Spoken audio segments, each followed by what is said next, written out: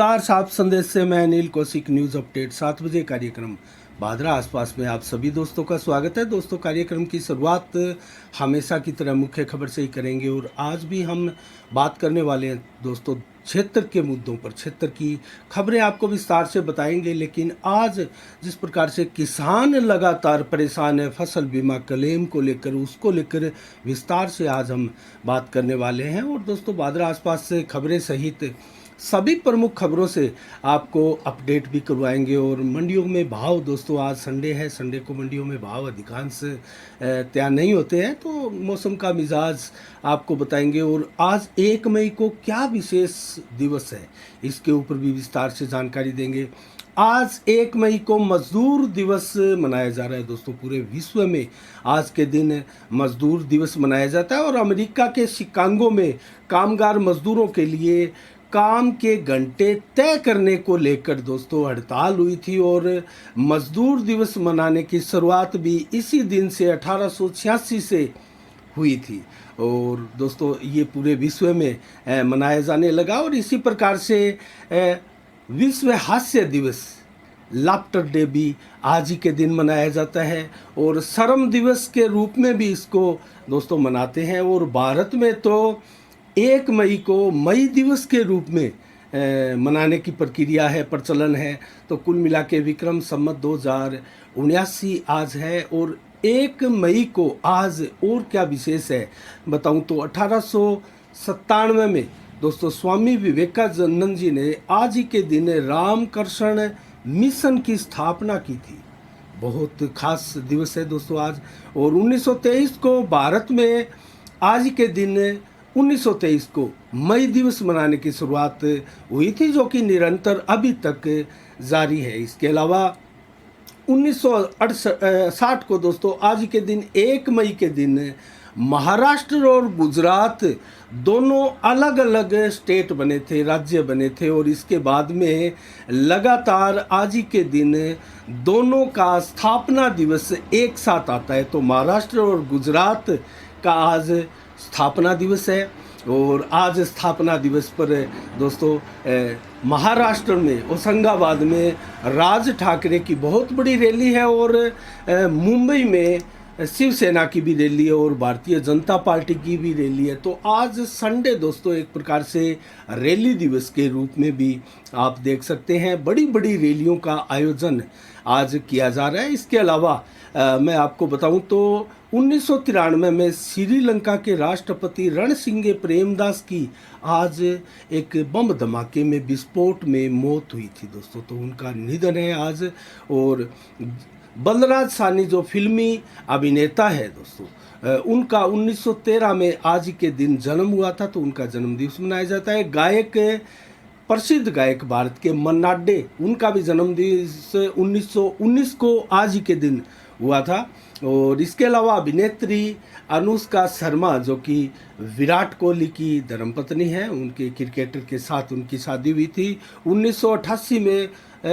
अनुष्का शर्मा का भी दोस्तों आज ही के दिन जन्म हुआ है। तो वर्ल्ड लाफ्टर डे, जो कि हास्य दिवस है दोस्तों, ये हर मई को प्रथम रविवार के दिन मनाने की प्रक्रिया दोस्तों इसमें होती है। विश्व हास्य दिवस जो है 1998 में इसको मनाने की प्रक्रिया प्रारंभ हुई थी। और 11 जनवरी को जब प्रथम 1998 में इसकी शुरुआत हुई तो प्रथम जो लाफ्टर डे मनाया गया था वो 11 जनवरी को मनाया गया था। उसके बाद में 1 मई या फिर जब 1 मई को संडे आता है, रविवार आता है, प्रथम रविवार मई का, उसको लाफ्टर डे मनाया जाता है। इसके अलावा दोस्तों पटियाला में आप देख रहे होंगे खबरें, अखबारों की भी खबरें और टीवी चैनलों की भी प्रमुखता से खबरें हैं। जिस प्रकार से पंजाब के पटियाला में काली मंदिर में तलवार लेकर हमला हुआ था और एक प्रकार से ये सिख और हिंदुओं के हमले के रूप में देखा जा रहा है दोस्तों। बहुत वर्षों बाद ऐसी एक प्रकार से घटना घटित हुई है जिसने पूरे देश के बुद्धिजीवियों को सोचने पर विवश कर दिया। और जिस प्रकार से नई सरकार बनी है, आम आदमी पार्टी की पंजाब में प्रचंड बहुमत के साथ दोस्तों 92 सीटें लेकर यहाँ पंजाब में केजरीवाल की पार्टी ने सरकार बनाई है और भगवत मान यहाँ मुख्यमंत्री बन चुके हैं। लेकिन ये एक प्रकार से खालिस्तानियों का हमला था दोस्तों, जो काली मंदिर में हुआ, और उनकी अगुवाई उनका जो प्रमुख सरगना था एक प्रकार से, जो सारी भीड़ को लीड कर रहा था और प्रमुख जिसको माना जा रहा था हरजिंदर परवाना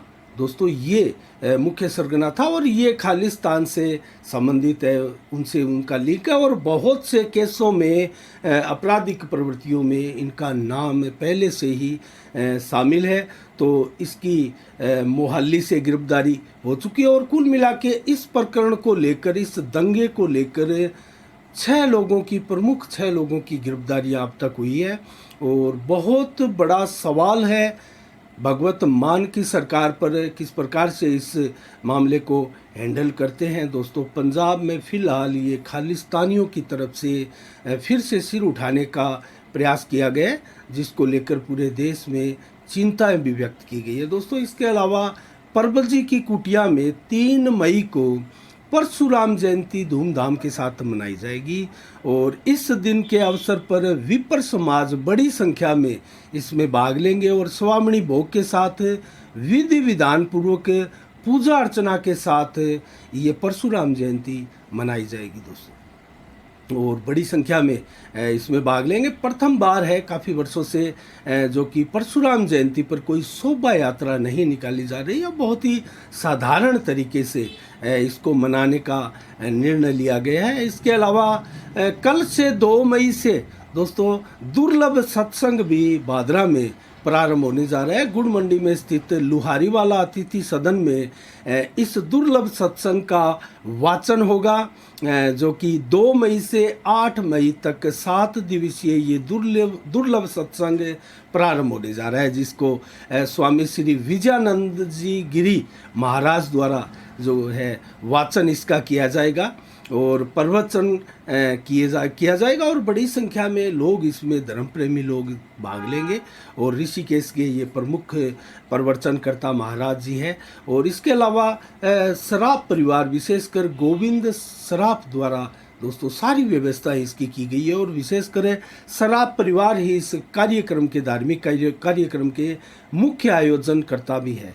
और इसके अलावा 2 मई को कल सुबह 8:30 बजे इसको लेकर एक कलश यात्रा भी गुड़ मंडी हनुमान मंदिर से निकाली जाएगी, जो कि कस्बे के मुख्य मार्गों से होते हुए लुहारीवाला अतिथि सदन में पहुंचेगी। इसके बाद में इसका कथा वाचन का सत्संग का कार्यक्रम होगा और इसकी सत्संग का जो वाचन होगा दोस्तों वो 2 घंटे होगा, 4:30 बजे से 6:30 बजे तक। इससे पहले 3:30 बजे से 4:30 बजे तक जो है कीर्तन का आयोजन भी किया जाएगा। तो ये कार्यक्रम लगातार नित्य 7 दिन तक लुहारीवाला अतिथि सदन में किया जाएगा। इसके अलावा दोस्तों अन्य खबरों की ओर भी रुख करेंगे और हम आपको खास एक चीज़ बताना चाहते हैं। 3 मई को ऐसा दुर्लभ संयोग है दोस्तों, ईद भी 3 मई को मनाई जा रही है, क्योंकि सऊदी अरब में जो है आज की जो सूचना है वो सऊदी अरब में चांद दिखाई नहीं दिया, अर्थात सऊदी अरब में अब कल ईद मनाई जाएगी। अर्थात आज ईद सऊदी अरब में अगर होती तो संभवतः भारत में कल 2 मई को ईद मनाई जाती। तो आज चांद नहीं दिखाई देने के चलते जो है भारत में अब ईद 3 मई को संभवतः पुख्ता तौर पर मनाई जाएगी। अब तक 29 रोजे कंप्लीट हो चुके हैं। ये रमज़ान का पवित्र माह चल रहा है दोस्तों और अंतिम समापन की ओर अग्रसर है और ईद के साथ इसका पूरा का पूरा रमज़ान के पवित्र माह का समापन होगा। और इसको लेकर दोस्तों मुस्लिम भाई जो है वो ईद की नमाज अदा करके रमज़ान के महीने को विदाई देते हैं और बड़ी संख्या में हिंदू भी दोस्तों मुस्लिमों को इस अवसर पर जो है दुआ देते हैं और अमन चैन की दुआएं मांगी जाती है दोस्तों ईद के दिन नमाज अदा कर। तो 3 मई को ईद का भी पवित्र त्यौहार मनाया जा रहा है और परशुराम जी, भगवान श्री परशुराम जी की जयंती भी 3 मई को एक साथ ये विलक्षण संयोग दोस्तों इसे आप कहें। और अक्षय तृतीया दोस्तों, मैं आपको एक चीज़ बताऊं तो अक्षय तृतीया जो है तिथि, ये बहुत दुर्लभ संजोग है जो कि 100 वर्षों बाद आने वाला है दोस्तों। 100 वर्षों के इतिहास में ऐसा दुर्लभ संयोग। और अक्षय तृतीया किसको कहते हैं दोस्तों? अक्सर बद्रीनाथ धाम के कपाट इसी तिथि को खोले जाते हैं।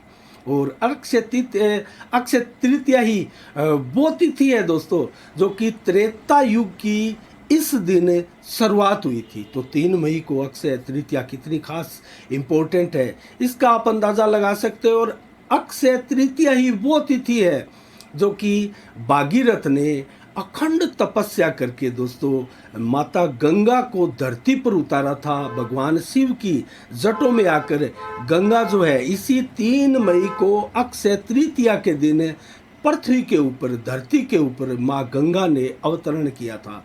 तो कितनी खास तिथि है इसका आप अंदाज़ा लगा सकते हैं। और अक्षय तृतीया ही वो तिथि है दोस्तों, आपको जानकर हैरानी होगी कि वेद व्यास ऋषि दोस्तों, जिन्होंने महाभारत का लेखन किया था, उन्होंने इस लेखन कार्य की शुरुआत अक्षय तृतीया तिथि से ही की थी दोस्तों। कितनी खास और अहम अक्षय तृतीया है। और भगवान भी, सभी देवता भी इस तिथि का इंतजार करते हैं दोस्तों। ये अबुझ मुहूर्त के लिए किसी भी प्रकार का मुहूर्त शुभ कार्य हो, आप आंखें मूंद कर इस तिथि को आप कर सकते हैं, जिसको बहुत ही शुभ हमारे शास्त्रों में माना जाता है। और सनातन धर्म में अक्षय तृतीया दोस्तों वो तिथि है जिसका मैंने आपको पहले ही बताया, देवता भी इंतजार करते हैं। तो अक्षय तृतीया कोई भगवान शंकर ने, भोलेनाथ ने दोस्तों, 3 त्रिलोकी के नाथ ने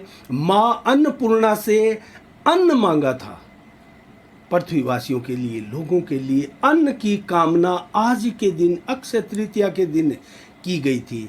और माँ अन्नपूर्णा की पूजा इस दिन भी करने का विधान है दोस्तों। और इसके अलावा ऋषि मुनि और अनेक मनीषियों ने भी इसी तिथि को आराधना और उपासना का केंद्र माना था। तो दोस्तों बहुत से सैकड़ों हजारों की संख्या में ऋषि मुनि सनातन धर्म में जो तप करते थे, जो तपे थे दोस्तों 200 300 साल पहले, क्योंकि जो पहले त्रेता युग आदि जो युग थे दोस्तों, इससे पहले ये जो कलयुग चल रहा है इससे पहले, उसमें जो मनुष्य की औसत आयु है दोस्तों वो कहीं 1000 वर्षों तक, 500 वर्षों तक और ऐसी इस प्रकार से बढ़ी हुई आयु थी। तो 200 300 वर्षों तक ऋषि हमारे पुराणों में, शास्त्रों में बताया जाता है कि यज्ञ करते थे, उपासना करते थे और ध्यान मग्न रहते थे, तपस्या करते थे। और वो भी इसी अक्षय तृतीया को दोस्तों चुनाव करते थे, उसका इस दिन से शुरुआत जो करते थे। तो ये मानव कल्याण के लिए ये तिथि दोस्तों मन वचन वाणी से दिया हुआ एक प्रकार से दान किया हुआ कार्य इस दिन को बहुत शुभ माना जाता है दोस्तों। दान देना इस तिथि को बहुत ही शुभ माना जाता है। और 100 वर्षों बाद ऐसा संयोग आ रहा है कि रोहिणी नक्षत्र, दोस्तों मैं आपको एक चीज़ और बताऊं तो जो नक्षत्र बन रहे हैं इस तिथि को 3 तारीख को, इसको मैं विस्तार से इसलिए बता रहा हूं क्योंकि ये अवसर अब संभवतः 100 वर्षों तक आपके सामने नहीं आने वाला है। आपके जीवन में ये एकमात्र दिन है 3 मई को अक्षय तृतीया का दिन, जो कि फिर से आने वाला नहीं है। तो इस दिन को आप किस प्रकार से दान देकर, किस प्रकार से इसका लाभ धार्मिक रूप से उठा सकते हैं। रोहिणी नक्षत्र 5 ग्रहों की शुभ स्थिति इस दिन बन रही है दोस्तों, 5 ग्रहों की शुभ स्थिति और 5 राजयोग भी इसी तिथि को बन रहे हैं दोस्तों। केदार राजयोग जिसको बोलते हैं, शुभ कर्तरी राजयोग इसको बोलते हैं, और अव्यचरी राजयोग भी इसी तिथि को आ रहे हैं, और विमल राजयोग और सुमुख राजयोग, ये 5 राजयोग है जो इसी तिथि को अक्षय तृतीया को आ रहे हैं। इसके अलावा दोस्तों 5 ग्रहों की जो शुभ स्थिति बन रही है वो मैं आपको बताऊं तो सूर्य, चंद्रमा और शुक्र है वो अपनी उच्च स्थिति में इस दिन अक्षय तृतीया के दिन रहेंगे। तो अपनी उच्च स्थिति में सूर्य, चंद्रमा और शुक्र प्रमुख ग्रह दोस्तों। और इसके अलावा जो गुरु और शनि ग्रह है वो अपनी अपनी राशियों में रहेंगे, तो ये बहुत बड़ा शुभ एक प्रकार से लक्षण है। और भगवान परशुराम ने भी दोस्तों अक्षय तृतीया को ही छठा भगवान विष्णु का अवतार जो है अवतार लिया था। और इसके अलावा अखा तीज भी 3 मई को है। ये पर्व भी हिंदुओं के लिए बहुत खास है। तो अक्षय तृतीया के दिन कितने त्यौहार, कितना शुभ दिन, कितना दोस्तों लाजवाब दिन है 3 मई को। तो स्नान करके इस दिन दान देने का विशेष महत्व है। और दोस्तों अक्षय तृतीया को पीपल के वृक्ष के नीचे एक प्रकार से दीपक जलाने पर भी बहुत पुण्य मिलता है। घी का या तेल का दीपक जो जलाते हैं, और विशेषकर आज के दिन विधि विधान के साथ पूजा अर्चना को विशेष महत्व दिया जाता है। तो ये अक्षय तृतीया का जो खास त्यौहार था मैंने उसके बारे में आपको दोस्तों बताया है। तो कुल मिला के ये इसका आप फ़ायदा ले सकते हैं। इसके अलावा दोस्तों हम आपको अन्य खबरों की ओर रुख करें तो आज हम बताने वाले हैं आपको विशेषकर उन किसानों के जो प्रमुख समस्या है दोस्तों बीमा क्लेम से जुड़ी हुई, उस समस्या से आपको आज विस्तार से अवगत कराएंगे। और किस प्रकार से जो है हमारे सांसद महोदय हैं चूरू के राहुल कसवा, वो भी संसद में इसको लेकर आवाज़ बुलंद कर चुके हैं। और विधायक बलवान पुनिया भी विधानसभा में इसको लेकर समय समय पर आवाज़ उठाते रहे हैं। और दोस्तों क्षेत्र के अनेकों संगठन, किसान संगठन भी है, वो अपनी आवाज़ें बुलंद इस दिन लगातार करते रहे हैं। लेकिन कितने किसानों का बीमा क्लेम इस दिन के लिए रुका हुआ है, उस सभी से पर्दा उठाते हुए हम आपको विस्तार से बताएंगे कि आज दोस्तों कितना बीमा क्लेम पूरे हनुमानगढ़ जिले में अभी तक बकाया है। तो अगर कुल देखें तो दोस्तों 9 करोड़ से ऊपर किसानों की अभी तक जो फसल बीमा क्लेम की राशि है वो बकाया पड़ी है। इससे पहले दोस्तों मैं आपको बताऊं तो प्रचंड गर्मी है, और इस गर्मी के चलते कल 2 मई से जिला कलेक्टर द्वारा जो आदेश निकाले गए थे 1 से लेकर 7 क्लास के बच्चों की जो कक्षाओं का जो सेक्शन कार्य है उसको दोस्तों सुबह 7 बजे से लेकर 10:30 बजे तक का कर दिया गया है। सभी सरकारी गैर सरकारी स्कूलों को इसके लिए आदेश जारी किए जा चुके हैं। और इसके अलावा दोस्तों तूड़ी का संकट अभी भी पूरे ज़िले में और हरियाणा के बॉर्डर में राजस्थान में है वो बरकरार है, और तूड़ी के दाम अभी भी उसी प्रकार से बढ़े हुए हैं। और इसको लेकर बिजली की अगर समस्या देखें तो बार बार लगने वाले कट से दोस्तों क्षेत्र के लोग परेशान हो चुके हैं। पूरे राजस्थान में नहीं, पूरे देश में इस समय बिजली का संकट चल रहा है। और राजस्थान की जो सभी 9 विद्युत इकाइयाँ हैं दोस्तों, इकाइयाँ तो बहुत ज़्यादा है, जो प्लांट लगे हैं 9, उनमें अगर उत्पादन क्षमता देखें तो दोस्तों 7,000 से कहीं ज़्यादा क्षमता जो है वो फिलहाल उत्पादन नहीं हो रहा है बिजली का, और खपत दोस्तों 13,000 से कहीं ज़्यादा है। तो कहीं ना कहीं राजस्थान के लिए बहुत बड़ा गंभीर बिजली का संकट इसे हम मान सकते हैं। और दोस्तों अब हम बात करें बीमा क्लेम की, तो हनुमानगढ़ जिले में अब तक दोस्तों 5,960 किसानों के फसल बीमा क्लेम अटके हुए हैं। 5,960 बीमा क्लेम किसानों के बीमा क्लेम जो है अटके हुए हैं। और 2019 की खरीफ की फसल का अगर मैं जिक्र करूं तो 91 किसानों के 2019 के दोस्तों 91 किसानों के 67,29,765 रुपये करीब अटके हुए हैं जो अभी उन्हें नहीं मिले। और 2020 की खरीफ फसल की में अगर बीमित किसानों की मैं बात करूं तो 2020 के लिए भी दोस्तों 2003 किसानों के 4,31,82,385 करीब संख्या में रुपए रुके हुए हैं। तो ये बहुत बड़ी राशि यहाँ भी रुकी हुई है। और 2020-21 अगर रबी फसल के लिए मैं बात करूँ तो बीमित किसान लगभग 1447 है जिन किसानों के 42,58,000 करीब रुपए जो है वो बाउंस हुए हैं दोस्तों, बाउंस हुए हैं। उसकी जो प्रावधान है, उसकी जो प्रक्रिया है वो बीमा कंपनी के अनुसार बहुत थोड़ी सी जटिल है, और जो वैकल्पिक आपका खाता होता है दोस्तों उसकी डिटेल सारी जाएगी, उसके बाद में इस राशि का निस्तारण होगा।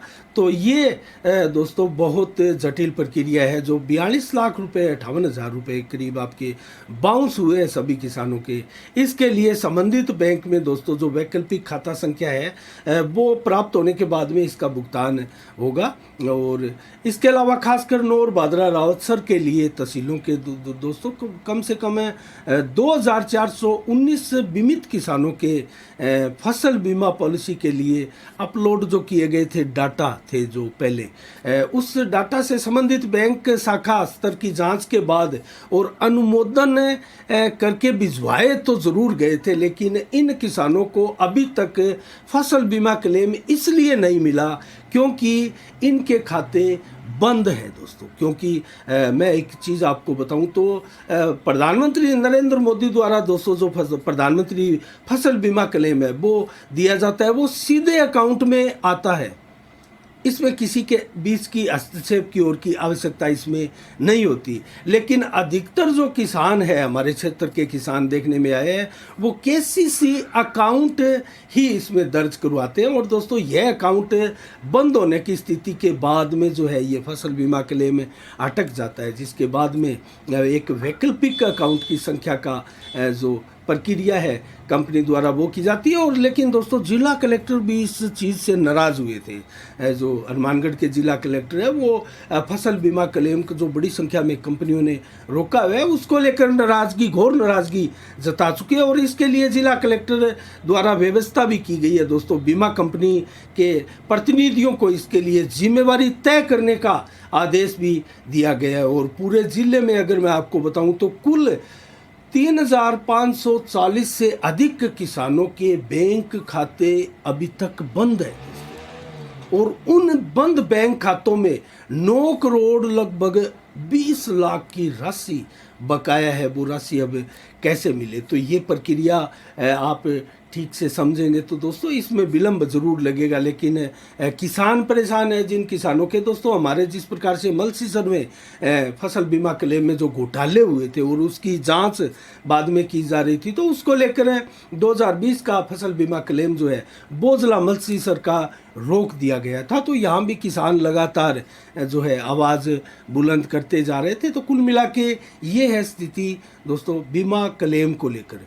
तो इसमें कितनी राहत दी जाती है जिला कलेक्टर द्वारा इन आदेशों के बाद, इन सतर्कता के बाद बीमा कंपनियों पर कितना असर इसका होगा। क्योंकि हमारे जनप्रतिनिधि दोस्तों बार बार आश्वासन जरूर देते हैं, लेकिन बीमा कंपनी के ऊपर इन जनप्रतिनिधियों की एक नहीं चलती दोस्तों। सांसद महोदय ने भी संसद में काफ़ी आवाज़ बुलंद की है और विधायक महोदय भी विधानसभा में अक्सर बीमा क्लेम को लेकर बोलते हुए आपने भी सुना होगा, सोशल मीडिया में देखा होगा।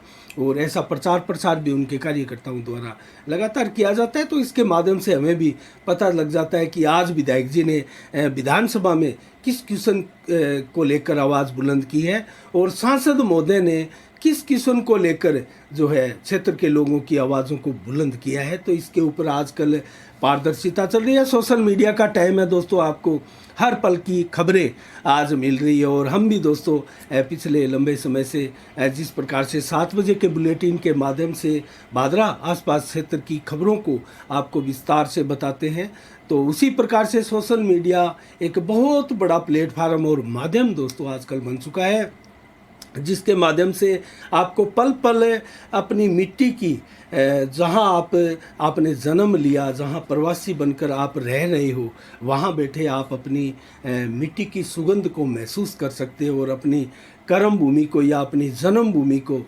देखकर उनके हाल खबर को जानकर आप गदगद हो सकते हैं और आश्वस्त हो सकते हैं कि अपनी जन्मभूमि ऐसी थी और आज उस जन्मभूमि का हाल खबर ये है, इस प्रकार का वातावरण है। तो कुल मिला के दोस्तों आजकल सोशल मीडिया का समय है और आज के लिए दोस्तों इतना ही। अब ठीक मंडियों के भाव संडे को नहीं होते, तो जल्दी से मैं आपको मौसम का मिजाज बता देता हूँ। प्रचंड गर्मी दोस्तों चल रही है, हीट वेव का इशारा मौसम विभाग द्वारा 2-3 दिन के लिए किया जा चुका है और 2-3 दिन बाद में ज़रूर आपको गर्मियों से राहत मिलेगी। ये जो प्रचंड गर्मी 46-47 डिग्री का टेम्परेचर है, चूरू में दोस्तों आज 50 डिग्री टेम्परेचर दर्ज किया गया है, जबकि हमारे क्षेत्र में आज मैक्सिमम 45 डिग्री ही टेम्परेचर रहा। 46 की चेतावनी थी, लेकिन 46 डिग्री टेम्परेचर हमारे नहीं रहा। तो आज दिन भर 43 से 45 डिग्री टेम्परेचर रहा दोस्तों। 11 से 22 किलोमीटर की रफ्तार से हवाएं चली। 13-15% ही बादल दिन भर छाए रहे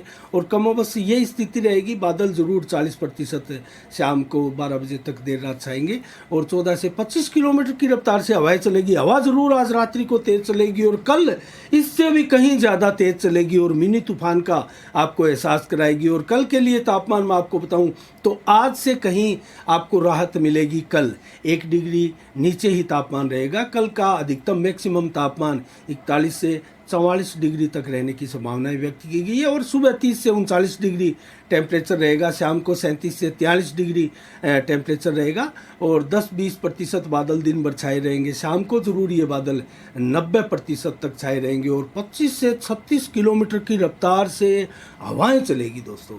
तो हवाओं के झोंके आप देख सकते हैं और परिवर्तनशील मेघों का आवरण भी कल शाम को आप देख सकते हैं। हल्की बूंदाबांदी बरसात का भी आपको आनंद कल मिल सकता है, ऐसी मौसम विभाग की भविष्यवाणी है। तो कुल रात्रि को 31 से 35 डिग्री टेम्परेचर रहेगा। 18 से 25 किलोमीटर की रफ्तार से रात्रि को भी हवा चलेगी। तो इसका मतलब है जो बादलों का परिवर्तनशील बादलों का थोड़ा जमावड़ा कल शाम को होगा, वो आपको बूंदाबांदी या हल्की बरसात भी देखकर जा सकता है, खुशनुमा मौसम को बना सकता है। तो बादल रात्रि को ज़रूर 30-40% ही छाए रहेंगे। ये रहा मौसम का मिजाज दोस्तों। आज की भादरा 7 बजे की खबरें इतनी और कल ठीक शाम 7 बजे फिर आपसे रूबरू होंगे नई खबरों के साथ, नए बुलेटिन के साथ, नई समीक्षा के साथ। तब तक के लिए दोस्तों आप अपना बहुत बहुत ख्याल रखिएगा। मुझे दीजिएगा इजाज़त। साफ संदेश से मैं अनिल कौशिक। नमस्कार।